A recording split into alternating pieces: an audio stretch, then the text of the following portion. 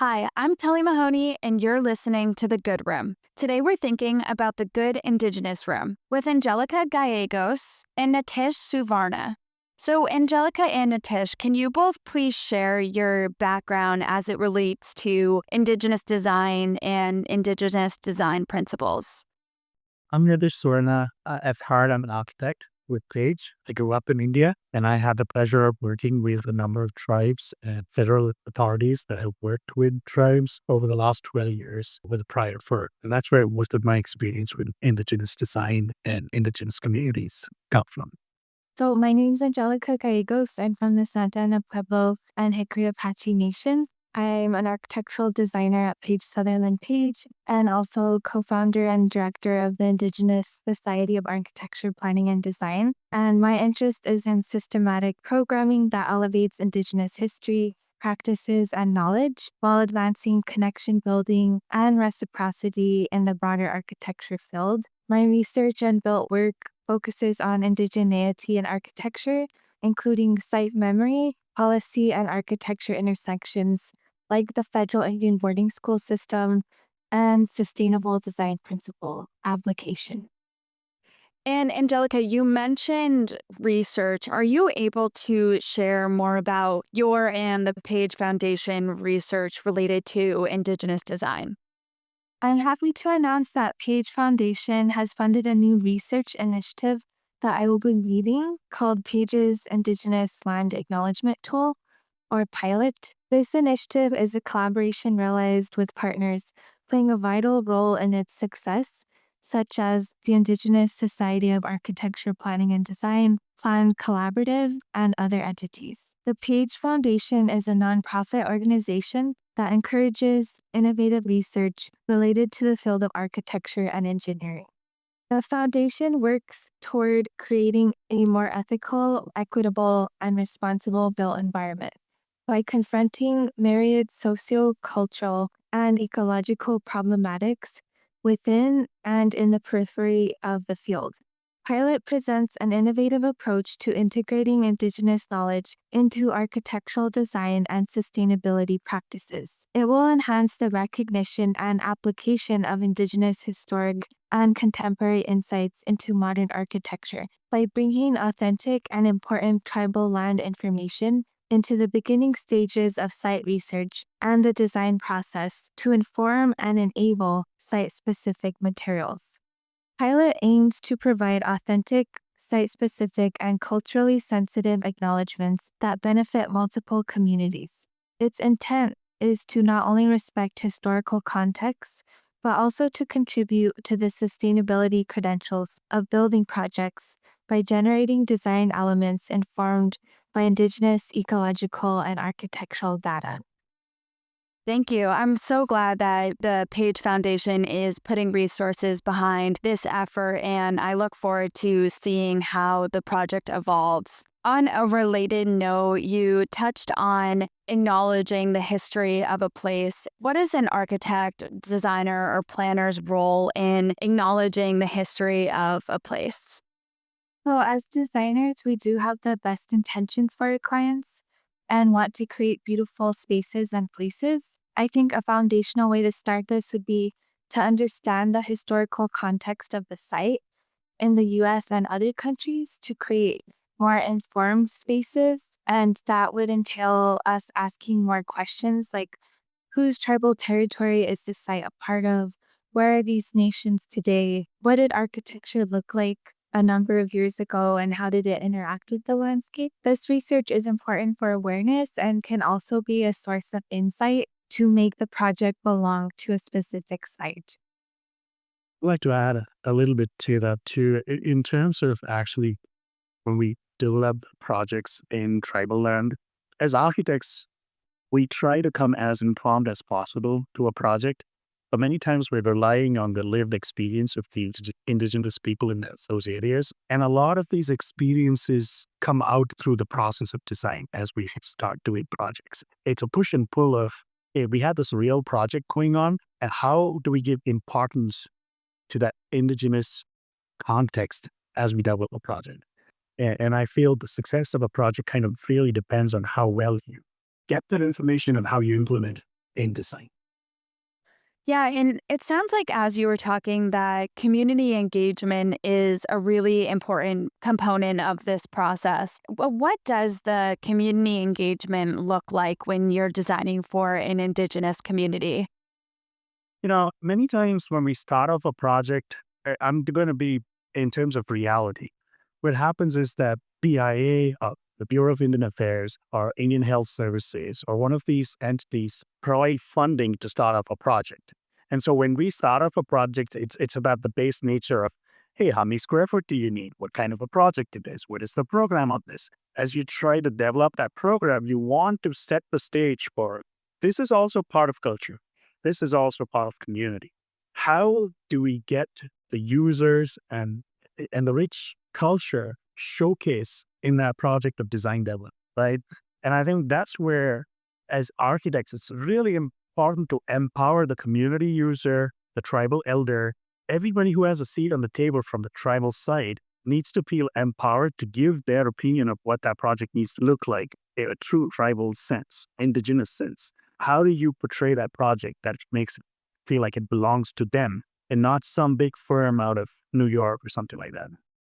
As far as cultural knowledge that communities want to include, it should, of course, come from them. They know their identities the most, and it's a matter of respecting them as a people and the architect being the assistant or helping them through the process of creating spaces. Yeah, definitely. I think it's that idea of not imposing any external values on a community and ensuring that the result is something that reflects and amplifies their values. And I think on a related note, I was listening to the podcast Building the Future, and they have an episode about Indigenous architecture. And one of the guests explains that Indigenous culture emerges from the land and the region that they live in. I'm curious if respecting and reflecting the land is then a motivation behind Indigenous design. Yeah, so I think that goes back to land acknowledgement and really creating projects that are born from the site and very specific to that site. So there's a few different principles that I think pertain to that. One being that the land has memory. And so I think in architecture, at least in academia and sometimes practice, the land is often viewed as blank slate without standing or perhaps not being really considered a community member. And so, with that, a lot of the identity and richness, I think, of the land itself is not really considered in the design process. And also, maybe even just the current time period and specific built environment pieces like roads today or sidewalks, those things are considered more important and more tangible because that's kind of what we're taught. But there's a lot of unseen things that are important to the site, like history, for example. If we think of these specific elements like land, for example, as a community member, like how would the design change? And so I think looking deeper into those elements during our research phase would bring about a different way of approaching design, which relate back to what you were saying about projects being from a specific bioregion. Yeah, I think that's a very strong point. I think where Anjelica comes from and the work that she's doing in identifying these various factors is something that when I started off as like an international architect here, it took a long time to understand the nuances of that. I still don't, I can't claim to understand it even now. There is so much rich and varied cultural aspects to different tribes across the country. And so the work that Angelica is doing in terms of identifying markers and high points for particular tribes and the values of that particular site is really important as we develop nuanced solutions for tribal or indigenous land. Every architect wants to have those cultural inspirations, and we can jump to conclusions just because there's shiprock in shiprock, and you wanted the project to look like shiprock. But that may not be sensitive enough to a particular project, right? What you want to do is you want to go a little bit deeper. You want to find out what the people are about there. You want to care and know about what they care for their community and what are developers of that particular site. And I think that's where it ties back into the work that Anjelica is doing in trying to identifying what are the important elements of the site, where's the history of that site, and how do we bring this all together and develop a project that is all about that community. And I think approaching site, at least from an Indigenous perspective, those foundational principles, I think, have more to do with a certain mindset of viewing the land or your relationship to your environment differently. And so I think those ways of thinking or method of design can be translated to different projects. So I think it goes beyond either one project to reflect a certain place. It can be sustainability centered that goes beyond lead or quantitative measures. I think it's more about a mindset of what your relationship is to the environment. I think that's where the dialogue between users, the community, and in every project, we learn something from the other side. And I think we can teach some things about, hey, modern architecture, modern materials, what is available within a 500-mile radius because it's the right thing to do in terms of sustainability and so on and so forth. But from the other side, we need to hear well, what's important for them. I want to say is when you get involved with a community project, and most times they are so receptive of you coming and helping with the design side of it because of the knowledge that they bring you into the community and they'll bring you into their community feasts and they'll share meals with you. And I feel like that is where you learn the most about, hey, what is important? We've done community centers where you understand that they might have community meals that go out from it, that their granddad or grandma will come and pick up the meals. How do you make it more comfortable for that granddad come and pick up the meals and go, or come in and meet with some of the younger members of the tribe at that community center and have that interaction between the younger folks and the older folks so that they can speak in their native language. Because some of these problems are issues of language transfer and things are real in some of these native communities. So setting up a situation in a project of yours to enable that is something that I would consider a success on a project. And I agree. I think projects that strengthen community relationships, familial relationships today is very different than what Western architecture has done, at least in the US, to tribes historically, especially when it comes to federal Indian boarding schools and also cultural practices, including architecture, not being allowed. Tribes were not allowed to do that. And so there's been a break in terms of Native peoples doing their own architecture because of colonization. And so our own architecture has been on hold in a way for quite a number of years. And there's really not a lot of practicing Indigenous architectures today.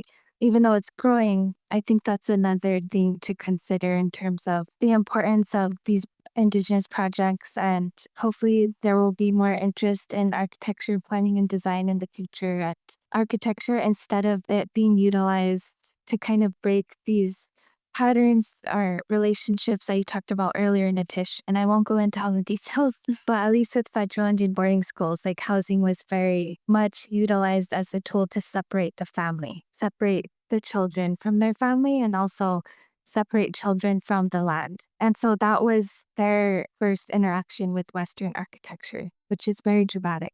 And so with different projects today, like Nitish was saying, whether it's language, bringing back languages, or strengthening family bonds, I think that's why architecture is important.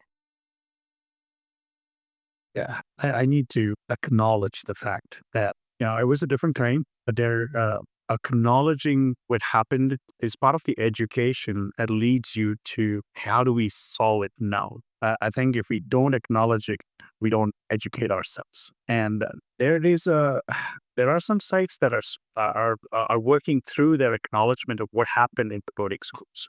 It was a very contentious time, but I think leadership in Indigenous societies are pushing that to understand what happened, acknowledge what happened, and try to do the best to mend it now, right? And it can make sure that it never happens again. That is like the bottom line. But it should also be a fact of the matter that, hey, they acknowledge it. We learned from it. Let's do something better about it. What can we do now that will make even the little bit of a difference? It could make a room go silent for a little bit. But if people really dwell on the fact and understand what happened and see how much of an impact it has on a community, it had on a community.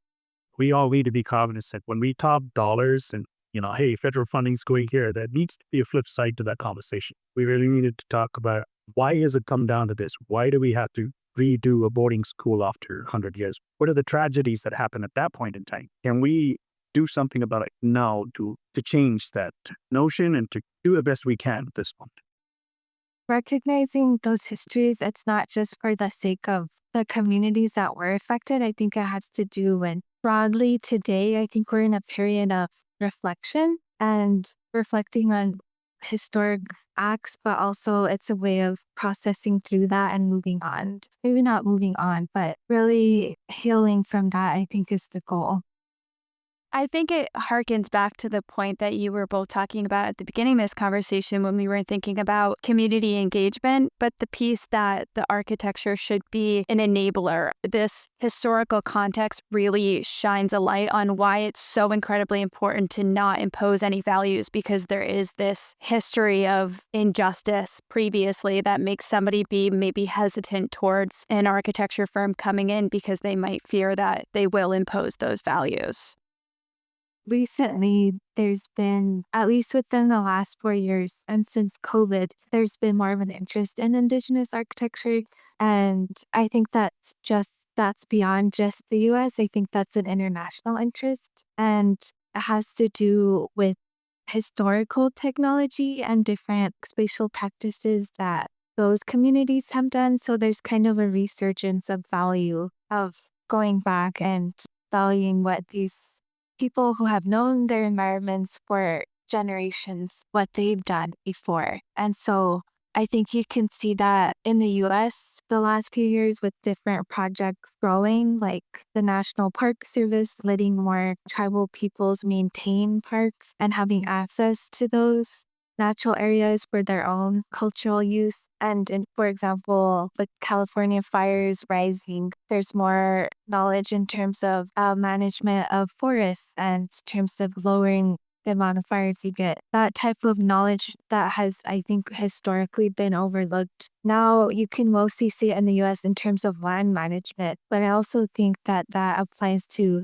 like architecture and different spatial practices. And like I said, those practices have been disturbed, but I think the knowledge is still there and supporting the communities that do have that. I think in the long run, in terms of sustainability, that we will all benefit from it because I think it will bring us closer to having like the ecological knowledge that we should have and live in a more balanced way, have buildings that are more reciprocal with the environment.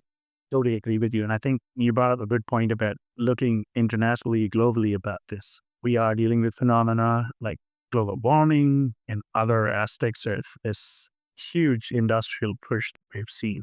That is one aspect of it, but it's really important to look at it as a balancing act and how well Indigenous communities have been stewards of their land, right? The acknowledgement of how well they have the fires. I think there's a learning aspect to it that we can do better at learning, but we're also, I feel like you mentioning, we're in the right track of at least trying to acknowledge that, trying to learn from that, trying to get more exposure and have it be, something that affects how we move forward from here on.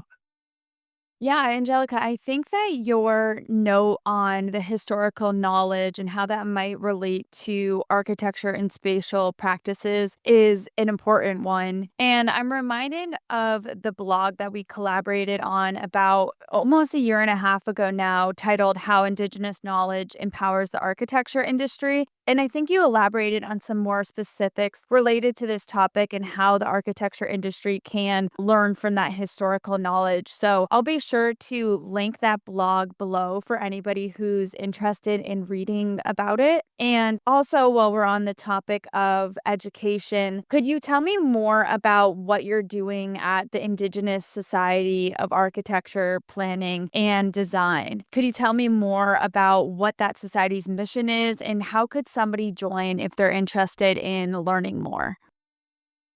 Yes, so ISAPD stands for the Indigenous Society of Architecture, Planning, and Design. And we're an organization focused on increasing international knowledge, consciousness, and appreciation of Indigenous architecture planning and design in academia and the professional realm. We work towards fundamentally supporting and increasing the representation of American Indians, Alaska Natives, Native Hawaiians, Pacific Islanders, First Nations, Aboriginal Australians, Maori, and other Indigenous scholars and peoples in these fields. And we do this by enabling different types of national and local architecture and Indigenous conversation through publications, lectures, and events, supported by a variety of sponsors and partners, including PAGE and PAGE Foundation. ISABD is a membership organization, and we welcome Indigenous folks and non-Indigenous folks or allies who work, study, or support indigeneity in these fields. And so I invite you all to become members. Awesome. Well, with that, I think we're in a good place to wrap up this conversation. I want to thank you both for sharing these insights and thinking about what makes an Indigenous room good. Thank you.